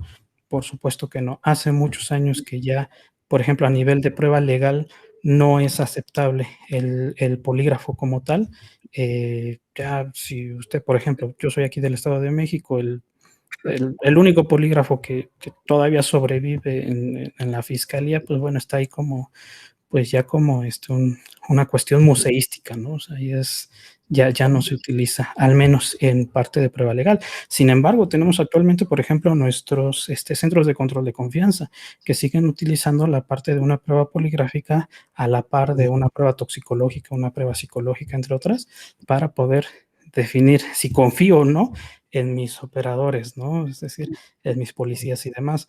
Es muy debatible qué tan claro y legal puede ser la presentación de una prueba poligráfica en esta naturaleza, sobre todo porque es una prueba sumamente intrusiva, ¿cierto? O sea, literalmente tienes medición en todos los puntos de tu cuerpo y eso, lo que les decía yo, hace que la persona te ofrezca menos información de la que podrías tener. Entonces, es muy, muy complicado que una prueba poligráfica por sí sola pueda hacer las veces de decir si te está diciendo la verdad o la mentira. ¿Puede ser un elemento de información? Sí, como cualquier parte de estos elementos de información que se los presenta. Por ejemplo, el metaprotocolo precisamente es lo que te arroja datos, te arroja información. La parte interesante es las inferencias que tú hagas y las hipótesis que puedas formular con eso. Entonces, ¿qué ventaja tiene, por ejemplo, una prueba pericial en esta materia en correspondencia con el polígrafo? Es que es cero intrusiva. O sea, yo no necesito estar tocando a la persona para saber un dato determinado. Es más, podría estar analizando en la videograbación y sacar información de ahí. Entonces, ¿qué otra ventaja tiene esto? La posibilidad de que si se hace una videograbación, no se revictimice a la persona. Es decir, si tú le haces una entrevista a una persona que fue violada y se la repites 2, 3, 4, 5 veces y haces preguntas, normalmente eso sería una revictimización, ¿no? Acá, ¿qué es la posibilidad que tenemos? Que en lugar de estar realizando varias entrevistas constantemente, pues bueno, las tengo videograbadas y yo las puedo verificar y también hace auditable la prueba. ¿Por qué? Porque, ok, yo como especialista te doy esta información, te digo, esto es lo que se observa y esta es mi información. Hay un escenario de posible falsedad, por ejemplo. Ok. Esos datos lo puedo pasar a otro perito para que él dictamine sin mayor problema, sin necesidad que ese perito realice igual la entrevista y demás. Entonces, esa es la bondad de esto, que no es intrusivo en comparación, pues bueno, del polígrafo, que es bastante intrusivo. O sea, yo insisto, no sé cuántas personas de aquí se han sometido a una evaluación de esas características. Aquellos que se hayan sometido, pues bueno, pues que nos cuenten su experiencia principal, ¿no? O sea, de inicio ya hay pues hay una limitación, un lugar sumamente chico, pequeño, cerrado, la persona casi enfrente de ti, y aparte, pues todo el aparato, pues sí, inhibe en cierta medida la posibilidad y la expresividad de la persona. Y eso es lo que se pretende que no se haga. Aparte que también gran parte de los entrevistadores en caso del polígrafo, pues no me dejarán mentir. Por ejemplo, estarán utilizando gran parte de lo que se llama como técnica RAID, ¿no? Que es una técnica bastante, pues bastante agresiva para realizar preguntas, ¿no? Entonces, cuando aquí lo que nos ha dicho la investigación es que eh, básicamente todo lo que nos dice el manual de la técnica RAID, pues es cómo no hacer una entrevista, ¿no? O sea, es así de claro. Espero haya contestado su pregunta. Sí, muchísimas gracias, muy amable. De hecho, no sé si quisieras comentarnos brevemente, Rocío, cuál fue la experiencia ahora sí con la aplicación del polígrafo. O sea, la otra parte que efectivamente, digo, se utiliza mucho en el ámbito ministerial, ¿no? En el ámbito de la Procuración de Justicia, y bueno, pero no sé si quisieras comentarnos un poco tu experiencia. Sí, con mucho gusto. Yo estaba aplicando para un puesto en la PGR y me pidieron que me sometiera a infinidad de análisis, entre los cuales era pues orinar a puerta abierta para que midieran si yo me drogaba o no, etcétera. Pero cuando llegué a la parte del polígrafo, sí, un poco reacia la persona que estaba ahí, un poco dura. Me dejaron sentada en una silla y se fueron. Yo creo que me estaban tomando video. No se dieron cuenta que yo en mi bolsa metí un caso, un resumen de un caso, y estaba leyéndola y se enojaron conmigo y me dijeron que por qué había metido eso. Y le digo, pues lo traía en la bolsa. Estaban observándome. Y en el momento que me hicieron las preguntas, algunas se me hicieron sumamente básicas. Y como yo iba sin el afán de que a fuerza necesitara el empleo, pues yo estaba muy tranquila, cosa que les incomodó. Y eran más agresivos en la manera de hacerme las preguntas. A mí se me hizo algo tan normal que yo dije, a ver, el que nada debe, nada teme. Pero yo no sabía a nivel emocional que cómo se iba a manifestar esta gráfica y qué me iban a decir finalmente. Ya después me hicieron otras pruebas, como usted mismo lo dijo, en una computadora con una cámara para ver cómo resolvía ciertas preguntas con el fin de medir el grado de confiabilidad para ver si me daban el empleo o no. Finalmente ya no me quedé con el empleo, pero me dijeron que había pasado las pruebas. Pero sí, fue una experiencia pues, no muy agradable, que digamos, pero sí, vivida así. Gracias. Muchas gracias. ¿Alguna otra pregunta por ahí?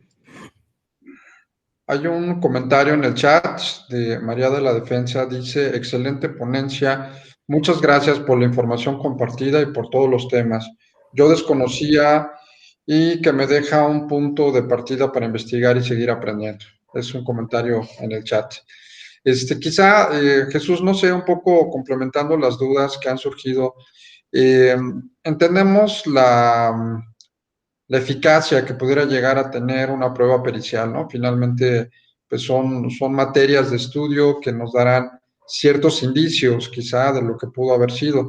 Querría decir que entonces, para hablarse de una real detección de mentira, tendríamos que hacerlo de manera multidisciplinaria con otras áreas. Por ejemplo, en un programa de mediación que dimos, invitamos a una psiquiatra y la psiquiatra empezó a hablar de temas de cómo funciona el cerebro, la mente, y que cómo podemos inclusive hasta estar manipulados por cuestiones neurológicas, ya ni siquiera una cuestión de voluntad, sino que si me hace falta el cortisol y no secreto de manera normal, digamos, en lo que una persona tranquila lo genera, lo que llamamos el estrés, precisamente a nivel neurológico, pues yo puedo estar diciendo que sí, pero a lo mejor mi cerebro no está funcionando de manera adecuada.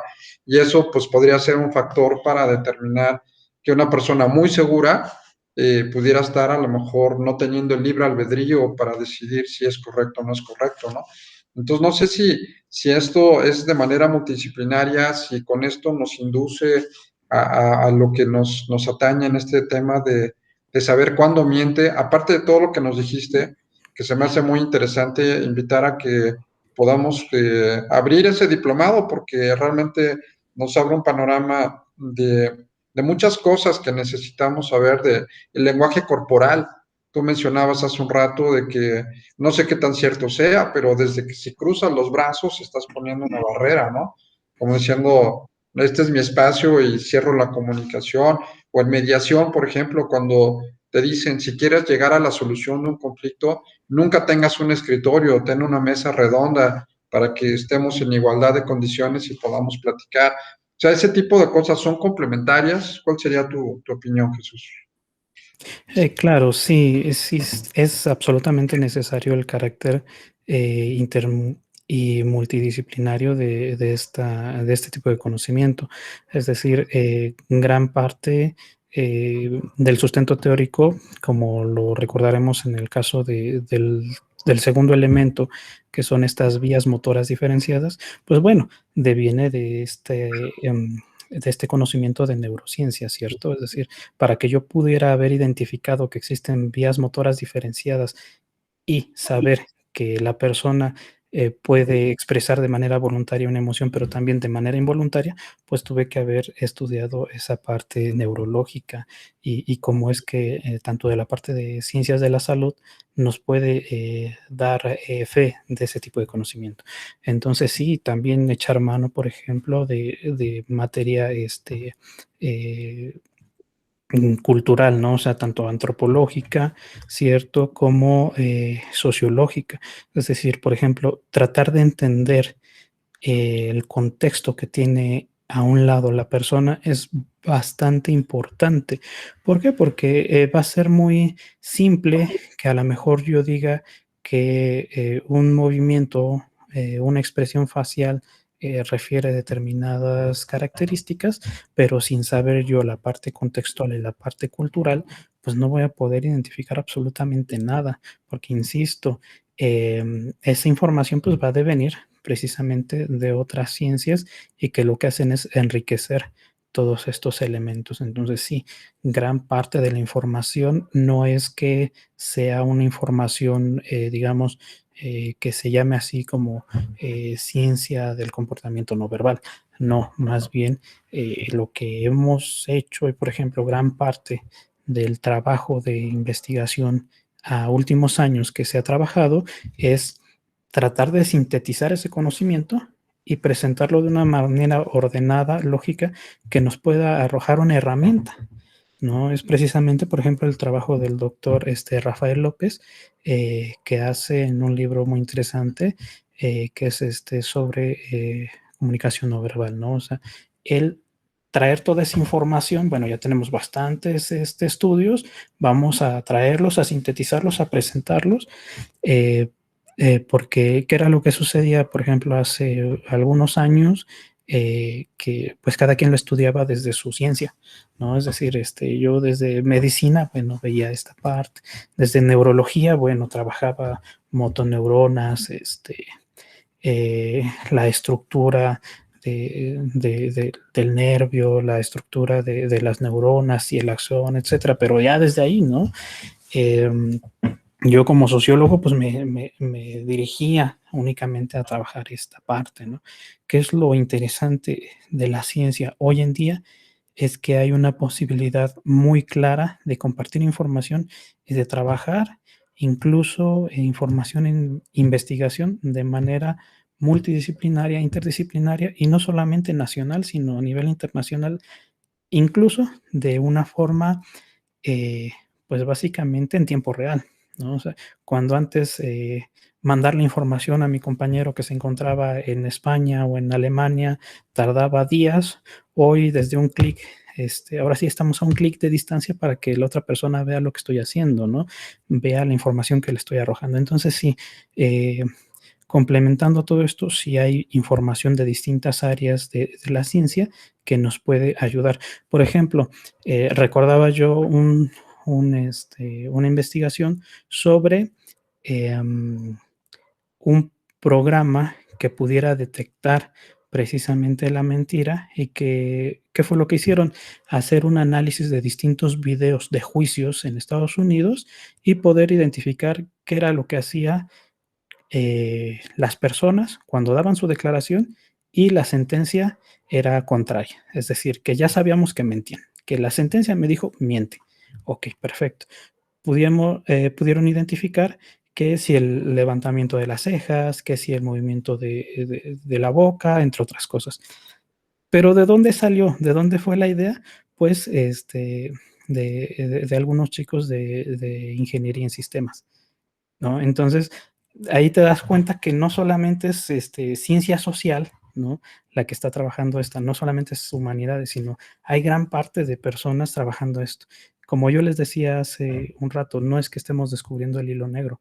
Todos, absolutamente todos estamos interesados en saber si la persona que está enfrente de mí me miente o no me miente, ¿no? O sea, eso es algo muy claro. Y último, sobre la parte del movimiento de brazos, que si los cruzo, no es un solo elemento de esa naturaleza. Habría que, insisto, analizar la parte contextual y trabajar los otros elementos para decir si efectivamente esto significa aquello.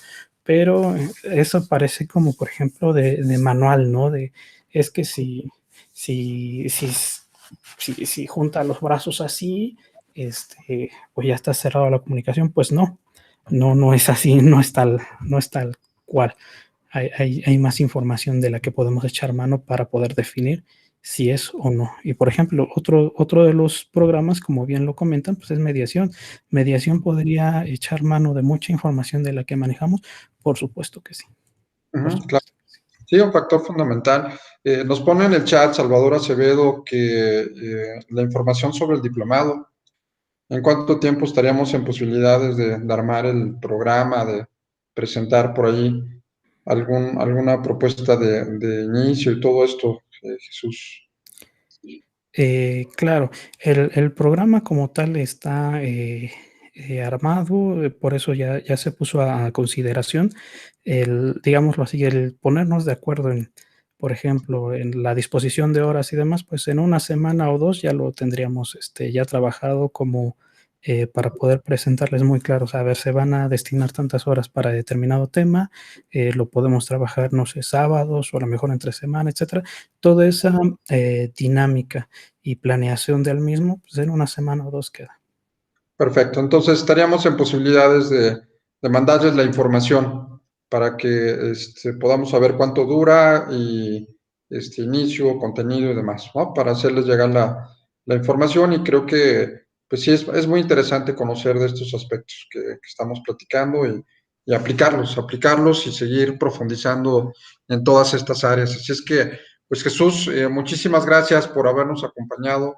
Muchas gracias a todos los que tuvieron también la oportunidad de estar con nosotros y pues quedamos muy agradecidos nuevamente, muy interesante y felicidades.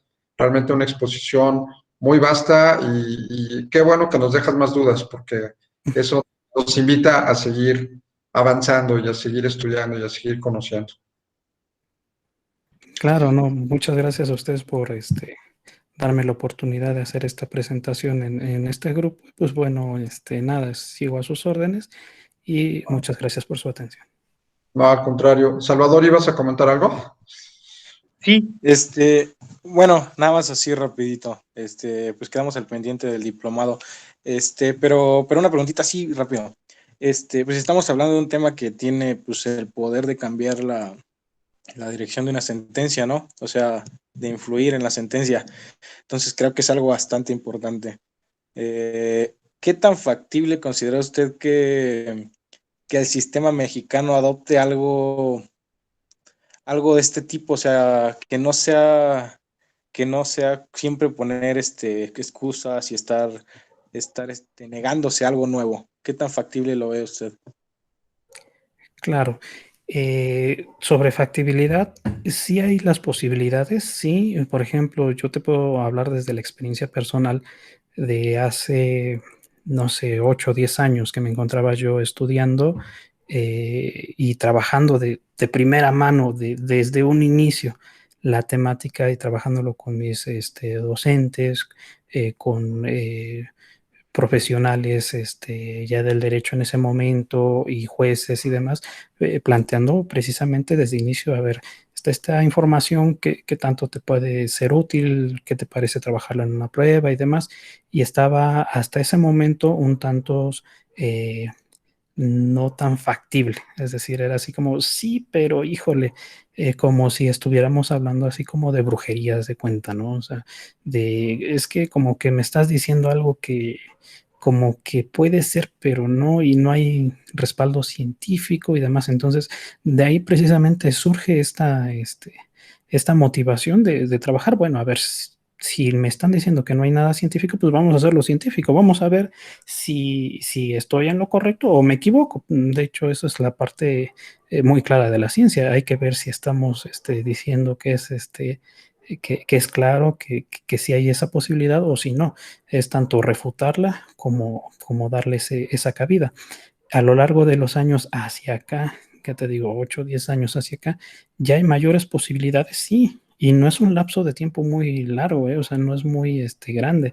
He tenido la posibilidad de capacitar a, por ejemplo, ministerios públicos, a propios compañeros de centros de evaluación y confianza, peritos y demás, algunos en programas muy sencillos, elementales, y que desde ahí se ve la necesidad de formación en esta materia. Entonces, desde el momento en el que te das cuenta que ya están buscando la información, al menos ahí hay una puerta abierta para decir si existe la posibilidad. Y la otra es, como yo les comentaba, a ver, pues vamos a trabajarlo. O sea, hay que trabajar una prueba pericial, hay que presentarla en juicio. ¿Qué es lo que tiene que hacer el juez? Valorarla. Para eso es. Valórala, dime si lo que te estoy diciendo te está sirviendo, si no te está sirviendo, y vamos a ver cómo lo estamos trabajando. En el caso, por ejemplo, muy particular de España, que es lo que nos comentan nuestros compañeros, es lo siguiente. Se han hecho ya por lo menos más de 50 pruebas periciales y de estas, la gran mayoría de los jueces de primera instancia han estado muy de acuerdo con la información, muy felices y demás, pero ¿qué creen? Han existido ya dos elementos. Uno, hay contrapericiales, es decir, hay otros expertos que también dicen, no, no, no, tú dices A, pero yo estoy viendo B, y aquí está B. Y entonces en alzada ya se ha podido trabajar esa contradicción de periciales y que también el juez pueda evaluar. A ver, tú dices A, él dice B, vamos a ver qué es lo que está pasando. ¿Hasta dónde ha llegado esta circunstancia en España? A poner ya las cartas sobre la mesa de qué tan útil me es la prueba. A ver, ya lo desahogué, ya lo desarrollé. El juez ya lo analizó, ya lo valoró, ya dictó una sentencia. Esa sentencia ya fue recurrida. Se fue al tribunal de alzada. El tribunal de alzada ya hizo un análisis y dijo, y como que esta no y esta sí. Bueno, actualmente en España, ¿qué es lo que se está trabajando? Es precisamente en eso. Pues bueno, decir si realmente me sirve o si no. ¿Cómo lo podemos hacer? Pues con base en estadística, por ejemplo. Estaba yo leyendo un libro muy interesante donde hacen precisamente esa cuestión. Señalan, ok, tienes tu prueba pericial, pues bueno, vamos a someterla a una parte de carácter científico sobre la utilidad de, es decir, ya no estamos evaluando si lo que tú me estás diciendo, esa parte de todos los estudios científicos donde me dices que una persona que te está arrojando más información del antes y del después de un suceso es un posible relato falso y que te da muy pocos detalles del evento en sí, o sea, ya no estoy poniendo en duda eso, lo que estoy poniendo en duda es si esa prueba pericial está bien hecha, si tiene la característica para poder decir si en efecto sirve. Hasta ahí es donde se encuentra ahorita España trabajando esa parte. Incluso ya han salido algunas sentencias donde se han mandado a volver a hacer el procedimiento porque la prueba en sí no estuvo del todo bien hecha. Entonces, a eso es a lo que le apostamos. Le apostamos a decir que el juez mexicano la valore, ahora sí que la conozca, la observe, nos diga si le sirve, si no le sirve, y podamos estar muy claros con esta información. Algo bien interesante es, hasta el momento, sirve. Habrá que ver más adelante qué tanta funcionalidad puede tener o no, porque es como, por ejemplo, decir que como los testimonios no es posible identificar de manera contundente si alguien dice la verdad o miente, pues ya la vamos a quitar de nuestro estándar probatorio, ¿no? O sea, no, sí ahí están. A lo mejor lo puedo valorar con una mayor carga y decir, bueno, el testimonio en conjunto con estas otras pruebas, pues me dan la certeza de determinada información. A lo mejor la prueba, yo no digo que sea la reina de las pruebas, ¿no? O sea, que con esta ya la hicimos, ¿no? Es una información que nos puede servir y ser potente. Entonces, de manera muy clara y puntual, ¿existe la posibilidad? Sí. ¿Se han abierto las puertas un poco más de hace 10 años en experiencia personal? Sí. Ya hemos podido platicar con jueces y con abogados de cómo hacer esta presentación, sí. Pues hay que seguir sobre la línea y presentándolo y haciendo que las demás personas lo conozcan, porque lo que hace falta en México es eso: una, que las personas lo conozcan, que sepan que existe esta información al menos, porque es muy claro que en Estados Unidos, en Inglaterra, en España y demás, esta información ya se maneja, y aquí en México estamos como, bueno, apenas la tenemos aquí enfrente de nosotros. Y dos, que tiene una utilidad y que puede servir para determinados fines. Como les decía yo, ahorita lo que hay es ese desconocimiento. Pues bueno, hay que presentarles el conocimiento. Y punto número 2, insisto, hay que poner puntos sobre las IES, identificar qué conocimiento es real, qué conocimiento tiene un respaldo científico. Como les decía yo, ahí están las diapositivas, ahí está de dónde lo saqué, ahí está esa información que ustedes pueden verificar en unos 2-3 minutos, lo pueden checar y demás, porque desafortunadamente en México, cuando viene este boom de que si lenguaje corporal, que si comportamiento no verbal, que si comunicación no verbal, entre otras cosas, ya ustedes lo verán, que si detección de mentiras con técnica kinésica, infinidad, pues de repente vino una información que no era del todo real, o información que ya estaba muy superada, que ya otros estudios de reciente actualización me dijeron, ¿sabes qué? No, ahí sí nos equivocamos y no era eso, ¿no?